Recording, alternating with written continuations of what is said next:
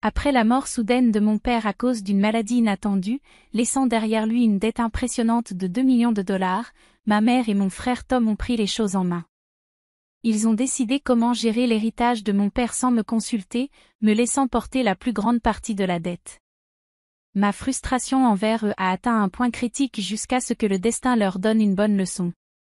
Je m'appelle Nani, je suis célibataire, j'ai 24 ans et je suis enseignante dans une crèche. J'ai obtenu mon diplôme dans un collège de 2 ans et j'ai toujours vécu avec mes parents et mon frère Tom, qui a à peu près le même âge que moi. Depuis notre enfance, Tom et moi ne nous entendons jamais bien. Diplômé d'une université prestigieuse, Tom me méprisait pour avoir étudié dans un collège inférieur. Son arrogance était souvent accompagnée de moqueries sur ma personnalité modeste et mon apparence ordinaire. Avec cette apparence banale et l'absence de qualifications impressionnantes, qui voudrait sortir avec toi, disait-il souvent. En réalité, j'ai un petit ami, mais je garde cela secret pour éviter les critiques de Tom. Bien que ces mots me blessaient autrefois, ces jours sont révolus. Maintenant, je suis très fière de mon travail en tant qu'enseignante, trouvant une immense joie à interagir avec les enfants et à observer leur développement. Les paroles de Tom ne me touchent plus. Ma mère, qui vénère Tom pour son diplôme universitaire, se vante constamment de lui auprès des proches et des voisins. En revanche, j'étais souvent traitée comme un simple après-coup. Il était clair que ma mère favorisait Tom et le traitait avec bien plus de considération. Contrairement à elle, mon père a toujours été de mon côté. Chaque fois que ma mère donnait des collations uniquement à Tom, mon père partageait discrètement les mêmes collations avec moi. Il exprimait fièrement son admiration pour mon choix de devenir enseignante, et je chérissais profondément ses gestes et ses paroles de soutien. Mon père était PDG d'une petite entreprise où Tom travaillait également. Malheureusement, la situation financière de l'entreprise s'était récemment détériorée. Malgré les efforts incessants de mon père pour réduire le déficit et les longues nuits passées au bureau, Tom restait indifférent. Je ne peux pas travailler pour une entreprise dirigée par quelqu'un qui semble si pauvre, déclara Tom, en démissionnant de son poste pour en accepter un autre ailleurs. Depuis son mariage, ma mère avait arrêté de travailler et s'était entièrement consacrée à la gestion de la maison. Sans expérience pour soutenir les affaires de mon père, elle ne comprenait pas les défis auxquels il faisait face. Bien qu'elle ait vu ses luttes quotidiennes, elle le critiquait pour l'échec de l'entreprise. L'entreprise a encore des difficultés. Si tu ne réduis pas le déficit bientôt, je ne pourrai pas acheter ce sac dans le magazine. Honnêtement, que fais-tu toute la journée? Tu es complètement inutile, disait ma mère. Elle avait un appétit insatiable pour dépenser, surtout pour des articles de luxe, souvent achetés sur un coup de tête. Son attitude méprisante envers mon père, comme si elle ne reconnaissait pas la valeur de son dur labeur, me remplissait d'indignation.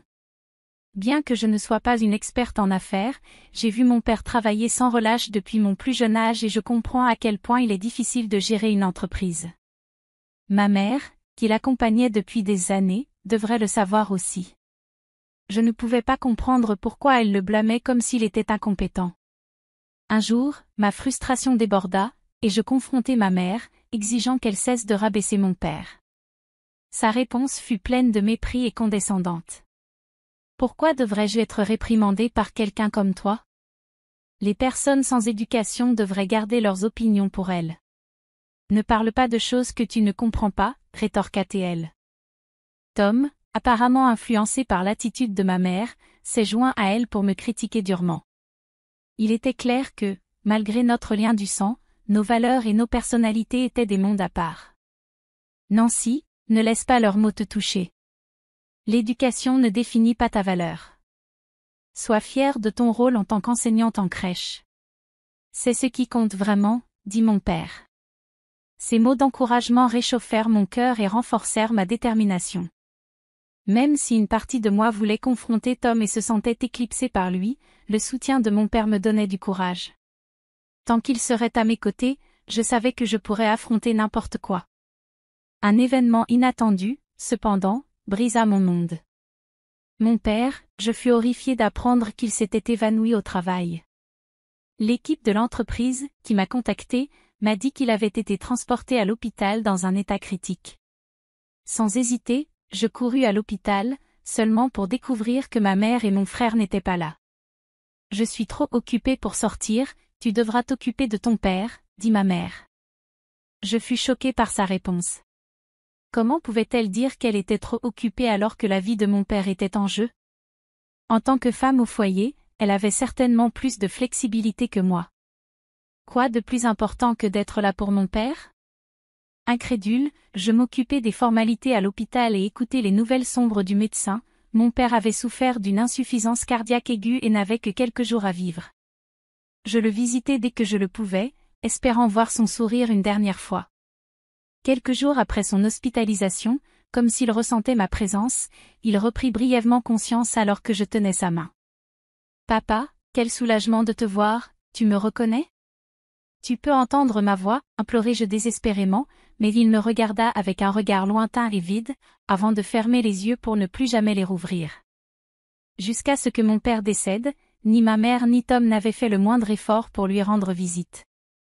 Ils ne se montrèrent que peu avant les funérailles, manifestement réticents à s'occuper des préparatifs. Au cours de notre conversation, il devint évident que l'entreprise de mon père avait fait faillite, laissant derrière elle une dette de 2 millions de dollars. Les héritages viennent avec des dettes, dit ma mère, avec du mépris dans la voix. Pendant les funérailles, elle et Tom commencèrent à blâmer mon père pour la situation. Il était irresponsable de son vivant, et maintenant il nous a laissés avec ce fardeau. Quelle malédiction, se plaignait-il. Que allons-nous faire avec toute cette dette, questionna ma mère à haute voix. J'ai une suggestion, dit Tom, avec un sourire ironique, en tournant son regard vers moi. Puisque papa tenait tant à toi, pourquoi ne pas tout hériter? Tu peux aussi prendre la dette, proposa-t-il.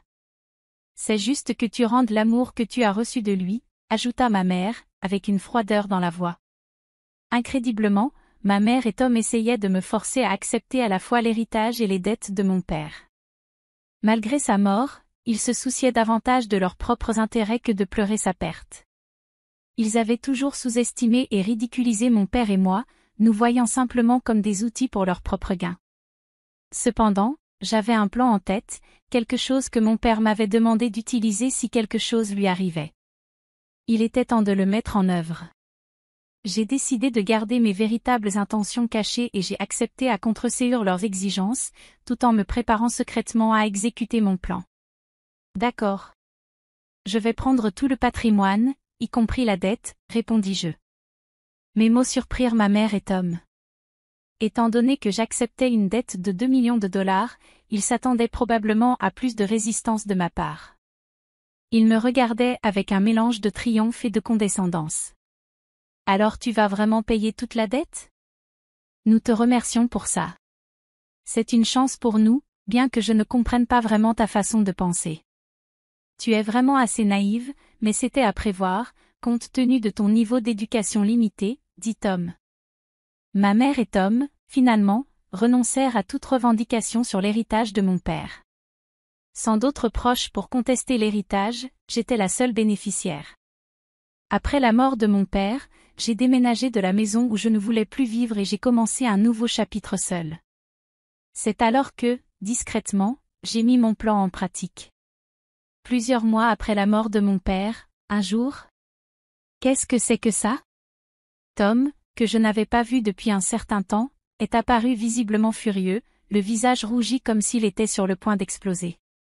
Sa colère avait probablement été provoquée en me voyant sortir d'une maison qui ne pouvait être décrite que comme extravagante. Pourquoi Nancy, qui est censée avoir hérité d'une dette de 2 millions de dollars et avoir un statut social si bas, habite-t-elle dans une maison comme ça? Il était clair que c'était la question que Tom et ma mère se posaient. Voir vos visages surpris est vraiment une bonne réunion après tout ce temps. Je suis contente de vous voir en bonne forme, répondis-je. Qui penses-tu être pour faire des blagues? Je veux savoir ce qui se passe. Tom rétorqua, irrité. C'est ma maison. Est-ce vraiment si surprenant de me voir sortir de ma propre maison? Tom, de plus en plus agité, s'avança vers moi. Cependant, en tant que professeur de crèche habitué à soulever des enfants au quotidien, j'avais développé plus de force que la moyenne des femmes. Tom, qui menait une vie sédentaire et évitait l'exercice, était relativement faible. Je l'immobilisai rapidement au sol. Il était totalement stupéfait. Alors que Tom était allongé sur le sol et que ma mère courait vers lui, je souris et commençai à expliquer. La raison pour laquelle j'habite ici est à cause de la décision que vous deux avez prise de renoncer à l'héritage de papa. Avant de décéder, mon père accumulait silencieusement de la richesse à travers l'immobilier pour assurer notre avenir.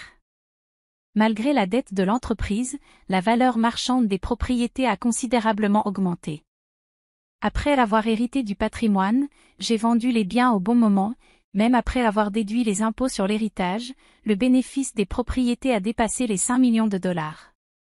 Mon père avait déjà prévu cette valorisation, c'est pourquoi j'ai accepté l'héritage, malgré la dette. Au lieu d'utiliser les bénéfices pour rembourser immédiatement la dette de 2 millions, j'ai d'abord veillé à ce que les employés de l'entreprise de mon père soient correctement indemnisés. De plus, j'ai reçu un paiement d'assurance vie de 3 millions de dollars. Le montant était vraiment impressionnant. Attends une minute, une assurance vie est généralement versée au conjoint, non, interrompit ma mère. C'est vrai, mais papa a changé le bénéficiaire pour moi, expliquai-je. Il m'a informé de cela alors qu'il était encore en vie. Mon père était profondément dérangé par ses paroles dures et ses dépenses excessives. Pour s'assurer que l'argent de l'assurance vie soit bien géré, il m'a fait confiance et a changé le bénéficiaire. J'ai un rêve que j'ai gardé pour moi, soutenir et prendre soin des enfants confrontés à des difficultés économiques. Avec les fonds de l'héritage de mon père et le paiement de l'assurance vie, j'ai construit une grande maison, qui pourrait être qualifiée de manoir, tout en continuant à travailler comme professeur de crèche. J'applique également les compétences d'investissement immobilier que j'ai apprises de mon père pour augmenter constamment mes actifs. Après avoir tout expliqué, ma mère et Tom étaient furieux, leur voix montant d'un ton de colère. C'est absurde. Pourquoi ne nous as-tu pas dit quelque chose d'aussi important? Si nous avions su pour les propriétés, nous ne t'aurions jamais laissé hériter. Je répondis fermement, papa avait prévu que vous réagiriez exactement de cette manière, si vous le saviez. C'est pourquoi il a gardé cela secret, pour empêcher que vous réclamiez tout. Je ne m'attendais pas à ce que vous répondiez exactement comme il l'avait prévu, mais il semble qu'il avait raison. Que dis-tu? Quoi qu'il en soit, nous méritons notre part de l'héritage. Nous avons droit à cela, exigea ma mère, avec audace. Je fus surprise par l'audace de ma mère en exigeant une part des biens. Il était clair que, lorsqu'il s'agissait d'argent, les gens révélaient leur véritable nature. Ma mère et Tom montraient leur lâcheté et leur arrogance, exactement comme je l'avais toujours su. Vous avez renoncé à ce droit lorsque vous avez renoncé à l'héritage. Il n'est pas possible de le récupérer maintenant. Je ne peux pas remettre les biens durement acquis par mon père à des personnes consumées par leur propre avidité. L'ignorante et sans éducation ne cesse de geindre. Arrête de te plaindre et rends-le maintenant, cria Tom. Malgré leurs plaintes continues infondées, je n'avais d'autre choix que d'appeler la sécurité pour les faire sortir. Ils partirent en silence après avoir été escortés dehors. Dans les jours suivants, les caméras de sécurité montrèrent qu'ils continuaient à rôder près de ma maison, essayant de trouver un moyen de revendiquer l'héritage de mon père. Leur persistance était inquiétante. En utilisant les images, je les ai dénoncés à la police comme des individus suspects. Après cela, je ne vis plus ma mère ni Tom autour de ma maison.